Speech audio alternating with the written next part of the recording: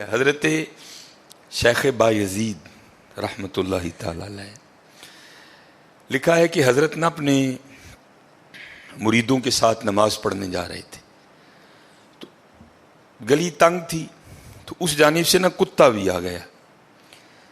تو ظاہر اگر تلقین آئی غیب سے کوئی دل میں خیال تو آیا ہوگا نا, تو حضرت نے اپنے کپڑوں کو بڑا سمیٹا اور سائڈ پہ ہو گئے کہ کتا گزر جائے کہیں میرے کپڑوں سے لگ ہی نہ جائے یہ. تو پھر یہ تلقین آئی غیب سے, وہ جو کتا ہے نا وہ بول اٹھا, عرض کرتا ہے بایزید کیوں مجھ سے اتنی نفرت کر رہے ہو؟ آپ نے فرمایا تو نجس ہے, میں نماز پڑھنے جا رہا ہوں, میرے کپڑے خراب کر دے گا, میں تو اس لیے پیچھے ہٹا ہوں. تو کتا آگے سے کہتا ہے حضرت اگر میں گیلا ہوں تو پھر نجس ہوں, پھر ناپاک ہوں, اگر خشک ہوں تو پھر تو میں ناپاک ہی نہیں, اگر آپ کے کپڑوں سے لگ بھی گیا تو کچھ نہیں ہوگا, اگر گیلا ہوں تو لگ گیا تو پھر آپ کے کپڑے ناپاک کروں گا. لیکن پھر بھی میری ناپاکی ایسی ناپاکی ہے کہ 3 بار کا جو پانی ہے وہ اس ناپاکی کو دور کر دے گا.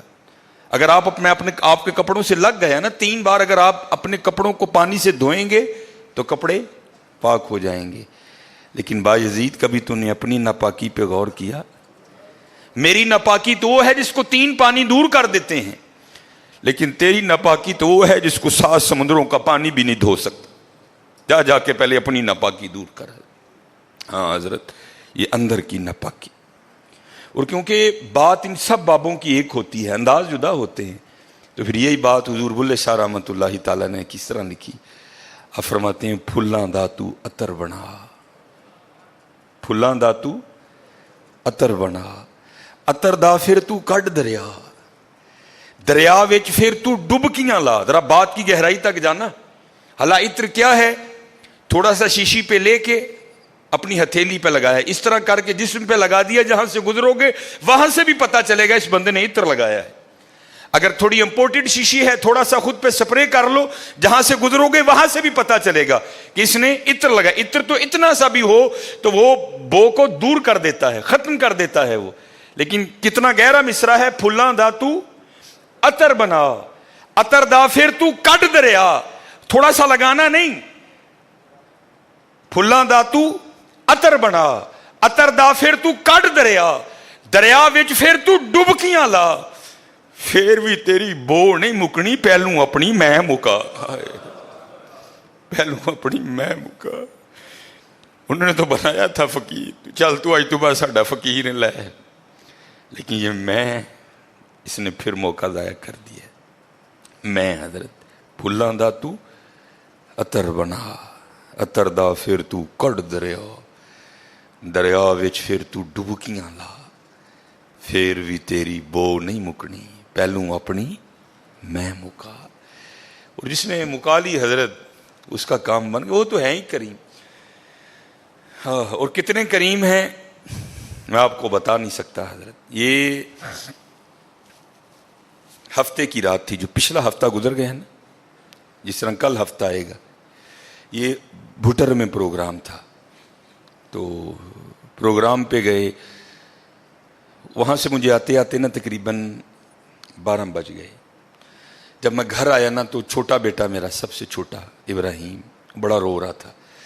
تو ماں اس کو چپ کرانے کے لیے نا وہ ٹہل رہی تھی, اس کمرے سے اس کمرہ, اس کمرے سے اس کمرہ. تو وہ کہتی ہے کہ شاہ کے بعد کی اس کی طبیعت خراب ہے, مسلسل رو رہا ہے. میں نے بڑا چپ کرایا, نہیں کر رہا.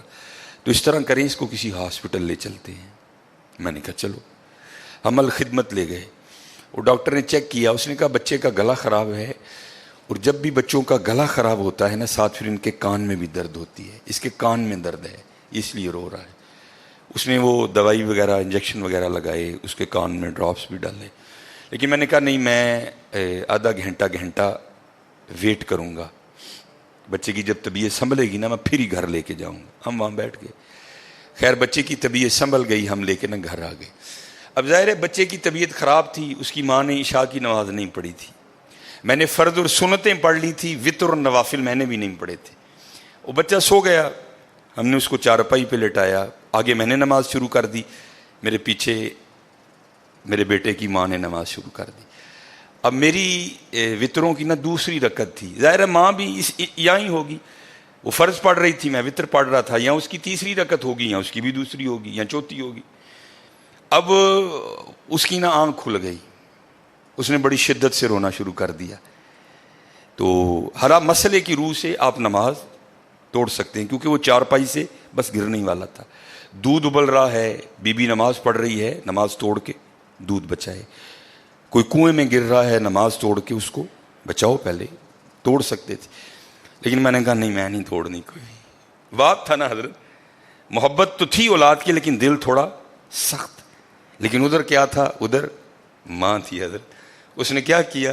اس نے نماز توڑ کے نا بچے کو جا کے چارپائی سے اٹھا کے سینے سے لگا لیا. اب میں نے وطروں کی تیسری رکعت پڑھی تو میں مصلی پہ بیٹھ کے نا میں رو پڑا. ہائے،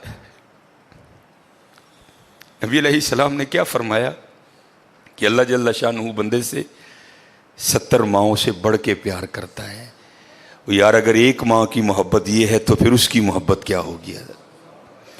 اگر ایک ماں کی محبت یہ ہے کہ اس نے نماز توڑ کے بچے کو سینے سے لگا لیا، تو پھر تصور کرو حضرت، جو 70 ماؤں سے بڑھ کے پیار کرتا ہے اس کی محبت کیا ہوگی.